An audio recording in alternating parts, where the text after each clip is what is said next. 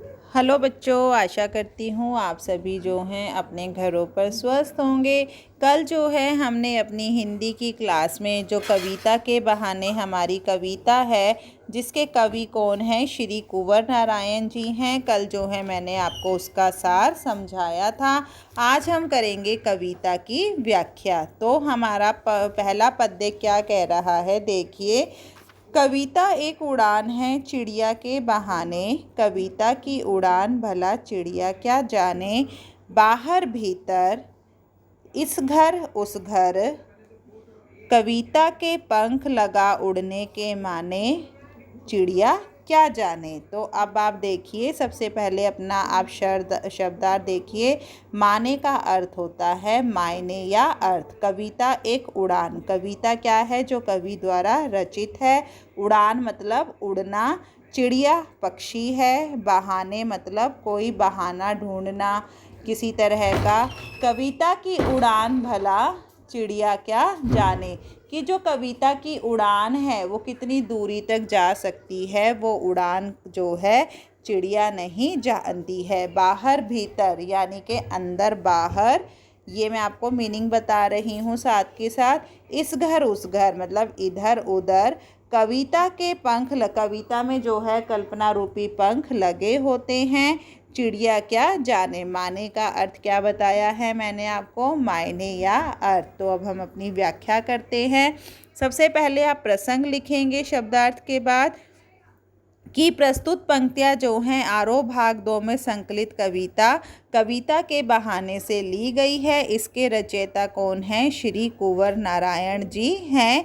कविता को जो है मन की उड़ान स्वीकार किया जाता है, कि कवि के मन में जो आता है वो अपने शब्दों को एक साकार रूप देते हुए जो उसकी मन की उड़ान है उसके रूप में जो है कविता को माना गया है। कोई भी चिड़िया कितना भी उड़ ले, चिड़िया जो है कविता के समान उड़ान नहीं भर सकती है। यहाँ कवि यही बात बता रहा है कि जिस प्रकार चिड़िया आकाश में उड़ती है वो एक सीमित क्षेत्र तक उड़ती है, और जो कविता की उड़ान है उसका जो क्षेत्र है वो असीमित है, उसे कहीं तक भी बांधा नहीं जा सकता है। अब व्याख्या देखिए। कविता एक उड़ान है चिड़िया के बहाने। कवि क्या कहता है कि जो चिड़िया की उड़ान के समान जो है कविता की भी अपनी एक उड़ान होती है, यानी कि जो कविता है वो भी चिड़िया के समान उड़ती है। कविता की उड़ान भला चिड़िया क्या जाने, किंतु जो चिड़िया की उड़ान है वो सीमित क्षेत्र तक होती है, और जो कविता की उड़ान है उसका क्षेत्र असीमित होता है, उसे कभी भी मापा नहीं जा सकता है। अर्थात कवि यहाँ कहने का भाव क्या कह रहे हैं कि जो कविता है उसकी रचना एक बार कर ली जाती है और अनंत कालों तक जो है वो सभी जगह अपनी उड़ान भरती रहती है। अर्थात जो एक बार कविता लिख दी जाती है वो सदा सदा के लिए लंबे समय तक पढ़ी जा सकती है। वो जो है उसकी जो अर्थ छवि है, जो शब्द छवि है, वो हमेशा एक जैसी ही रहती है सभी स्थानों पर, उसमें कभी भी परिवर्तन नहीं होता है। अर्थात कवि कहता है कि जो कविता है उसमें अपने कल्पना रूपी पंखों को लगाकर वो यहाँ वहाँ सब जगह आंतरिक जगत, बाह्य जगत, सभी को वो जो है उड़ान भरती हुई एक जैसा ही ज्ञान प्रदान करती है।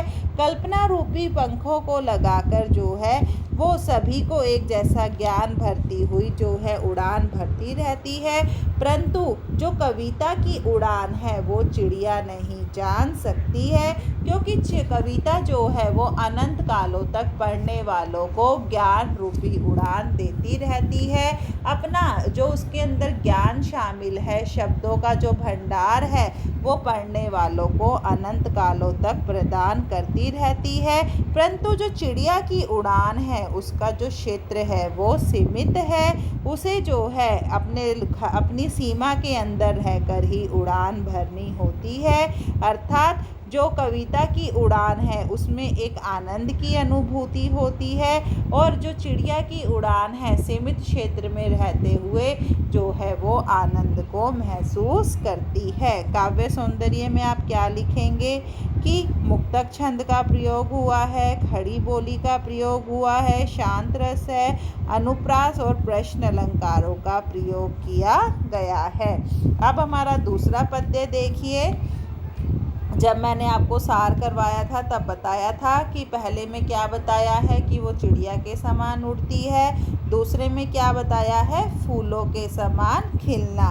कविता एक खिलना है फूलों के बहाने, कविता का खिलना भला फूल क्या जाने, बाहर भीतर इस घर उस घर, बिना मुरझाए महकने के माने फूल क्या जाने। तो अब यहाँ सबसे पहले आप क्या है, शब्द ऐसे कोई मुश्किल नहीं है, सभी का मीनिंग आपको इसमें क्लियर है। तो अब हम सीधा अपना प्रसंग करते हैं। प्रसंग में आप क्या लिखेंगे कि प्रस्तुत पंक्तियाँ जो हैं हमारी हिंदी की पाठ्य पुस्तक आरोह भाग 2 में संकलित कविता के बहाने कविता से ली गई है, जिसके रचयिता श्री कुंवर नारायण जी हैं। कवि का मानना है कि कविता का विषय चाहे कोई भी हो, पर कविता को जो है हर विषय में पढ़ना ही महत्वपूर्ण माना गया है।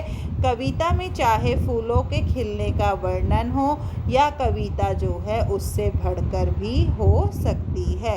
तो यहाँ कवि क्या कह रहे हैं कि जो कविता, क्या कवि कहता है कि जो कविता है वो फूलों की तरह खिलती है। जिस प्रकार फूल खिलकर अपनी खुशबू से अपनी सुंदरता जो है चारों तरफ उद्यान में वातावरण में बिखेर देते हैं, ठीक उसी प्रकार जो कविता का भाव है, भाव रूपी खुशबू से जो है वो पढ़ने वालों को सभी को आनंद प्रदान करती है।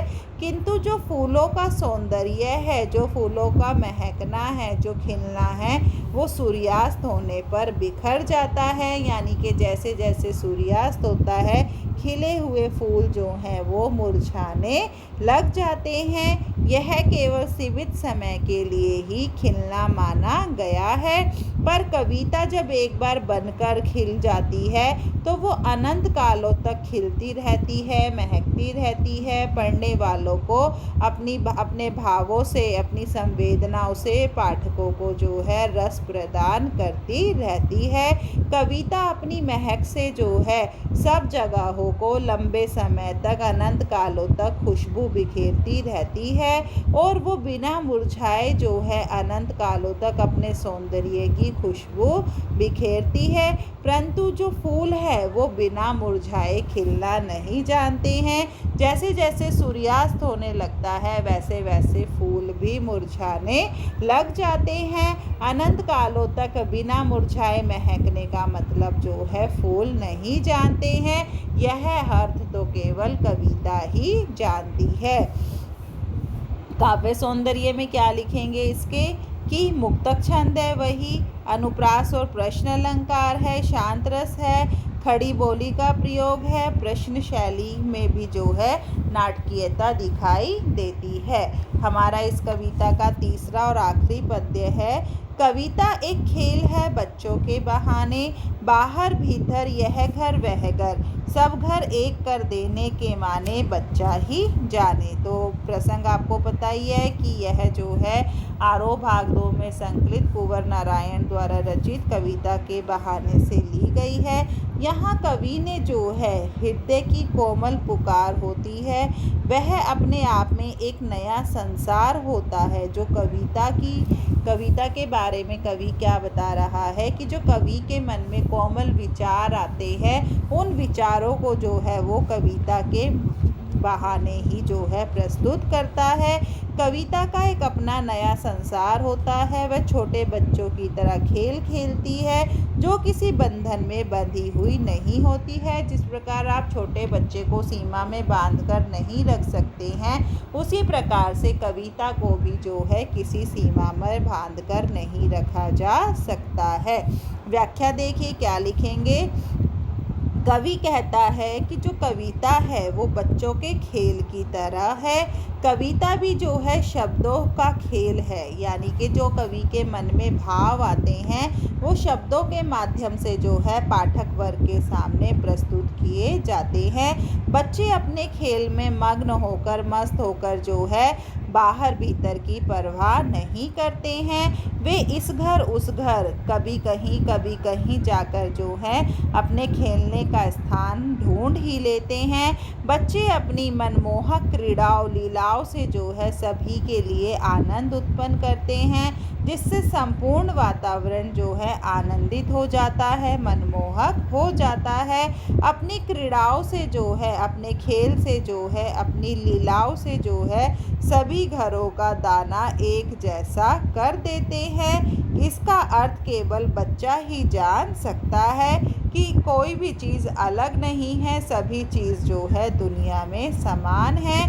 कविता भी जो है कभी किसी को नहीं जान सकती है। बच्चों के लिए संपूर्ण धरती जो है उनके घर के समान है, उनके परिवार के समान है।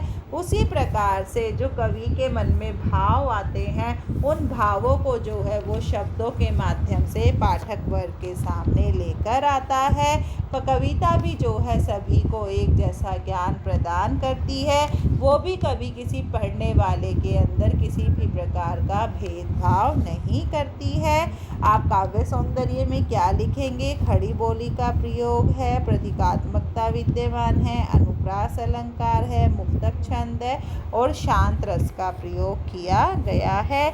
आज हमारी जो ये थर्ड कविता है वो पूरी हो गई है।